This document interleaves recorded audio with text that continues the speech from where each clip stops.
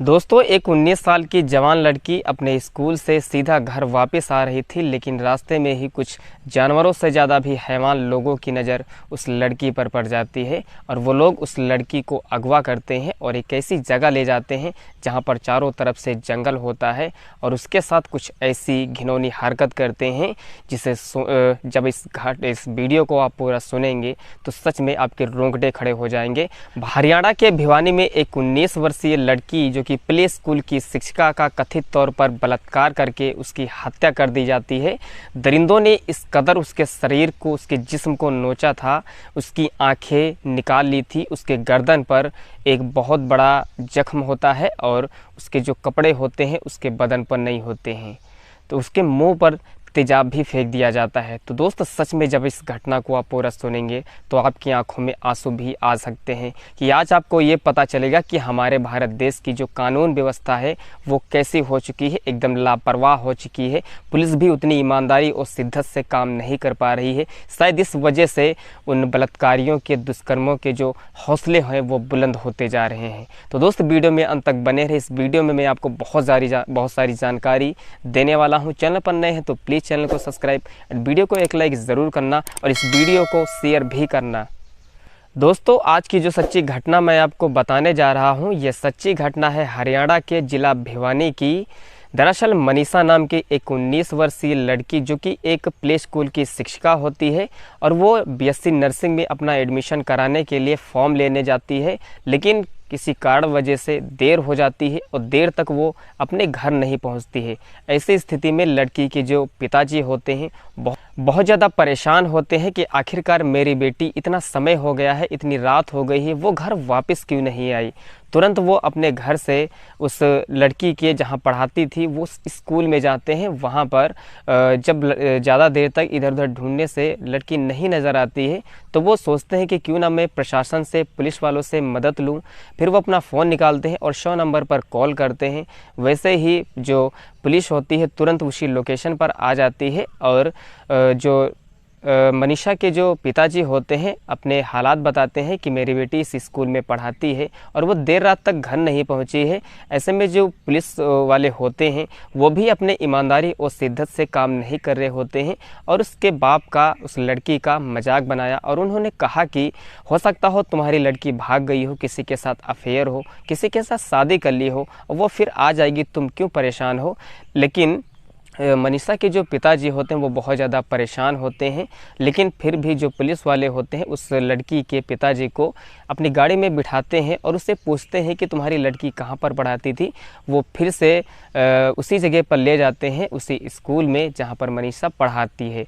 उस स्कूल में जब ले जाते हैं तो वहाँ पर उनको 2-4 चश्मदीद मिलते हैं, कुछ लोग मिलते हैं। उनसे पूछा जाता है कि क्या मनीषा नाम की लड़की यहाँ पर आई थी, तो वो लोग बताते हैं कि यहाँ पर मनीषा नाम की तो कोई लड़की नहीं आई है। मतलब जितनी शिद्दत ईमानदारी से पूछताछ करनी चाहिए उस हिसाब से पुलिस वाले नहीं करते हैं। एक फॉर्मेलिटी होने के नाते ऐसे ही मामले की जाँच पड़ताल करते हैं। फिर से उस लड़की के पिता को गाड़ी में बिठा कर उसी जगह पर छोड़ देते हैं। अब लड़की के जो पिताजी होते हैं बहुत ज़्यादा परेशान होने लगते हैं।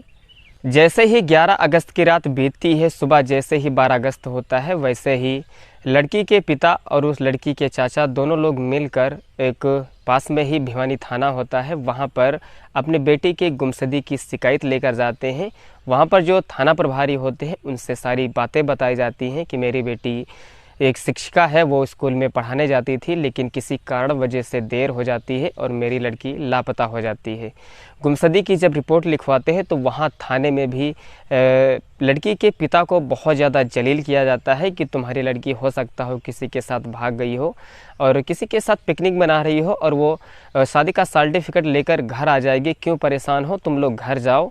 लेकिन जो लड़की की जो पिताजी होते हैं वो बहुत ज़्यादा अपने आप में नाराज़ होते हैं, बहुत ज़्यादा दुखी होते हैं क्योंकि उनकी लड़की मिल नहीं रही होती है और पुलिस वाले एक तरफ उनका मजाक बना रहे होते हैं और वहाँ के पुलिस इस मामले को गंभीरता से नहीं ले रही होती है और वहाँ के एएसआई मैडम शकुंतला को हल्का फुल्का जांच पड़ताल करने के लिए ये काम सौंप दिया जाता है। और जैसे ही 13 अगस्त की सुबह होती है, वैसे ही एक किसान अपने खेतों में काम कर रहा होता है और कुछ राहगीर अपने रास्ते से गुजर रहे होते हैं। तभी उन सब की नज़र उस एक लाश पर जाती है और जब वो पास में जाकर देखते हैं तो उस लाश की स्थिति कुछ ऐसी होती है कि मानो कि दरिंदों ने जो है वो उस लड़की के साथ बर्बरता की सारे हदें पार कर दी हो।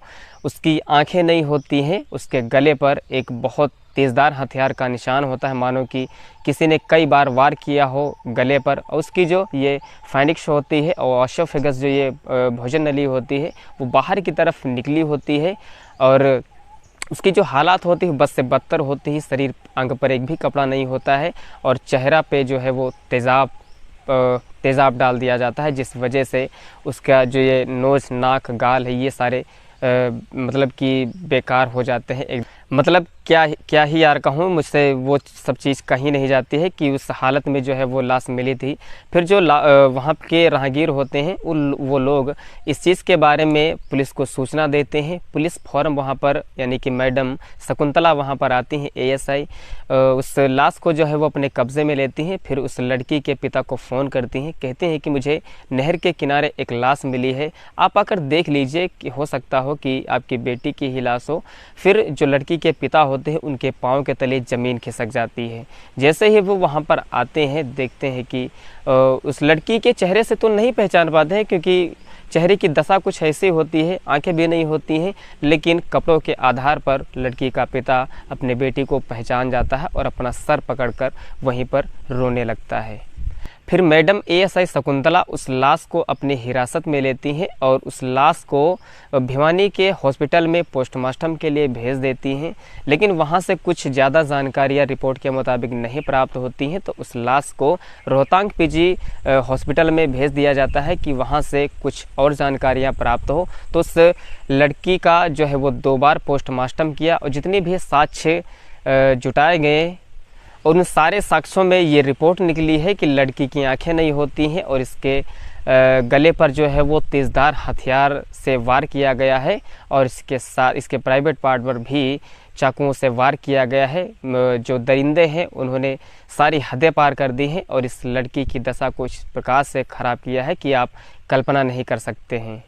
फिर वो पुलिस वाले उस लाश को उस लड़की के पिताजी को जब सौंप रहे होते हैं तो उसके पिताजी इस लाश को लेने से इनकार कर देते हैं और जो उनके पक्ष में लड़की के पक्ष में जो लोग होते हैं वो भी इस लाश को लेने से इनकार कर देते हैं और वो कहते हैं कि सबसे पहले तो मुझे उन आरोपियों को मेरे सामने लाओ जिन लोगों ने मेरे बेटी के साथ इस प्रकार से हैवानियत की है।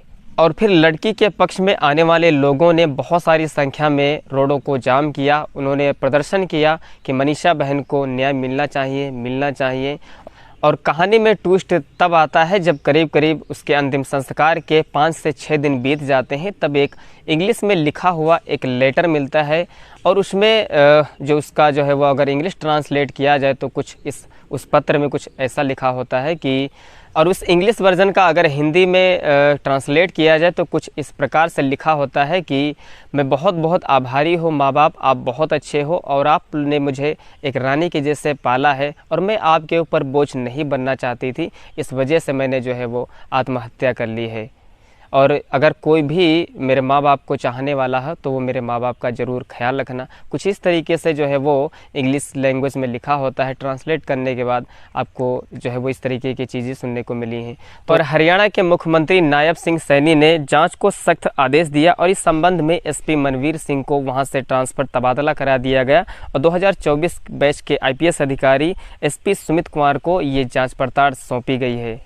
और जिन पुलिस वालों ने उस लड़की का मजाक बनाया था उस पिता के सामने, उन्होंने कहा था कि तुम्हारी लड़की या तो किसी के साथ भाग गई है या तो वो किसी के साथ पिकनिक मनाने गई है, उन सारे अधिकारियों को जो है वो नौकरी से निलंबित कर दिया गया है, जिसमें से हैं जो है SHO अशोक और लेडी ASI शकुंतला और SI अनूप, कांस्टेबल पवन और SPO धर्मेंद्र।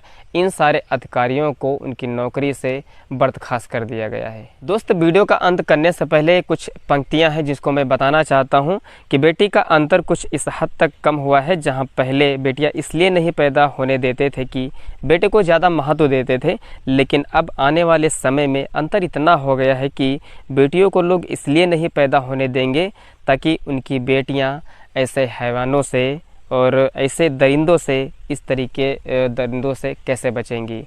तो दोस्त, इस घटना को सुनाने का उद्देश्य किसी को दुख या तकलीफ पहुंचाना नहीं है, बल्कि अपने समाज को जागरूक और सतर्क करना है। इस घटना को सुनकर मेरी आंख में भी आंसू आए, हर देशवासी की आंख में आंसू हैं। तो मिलते हैं नेक्स्ट वीडियो में, तब तक के लिए धन्यवाद।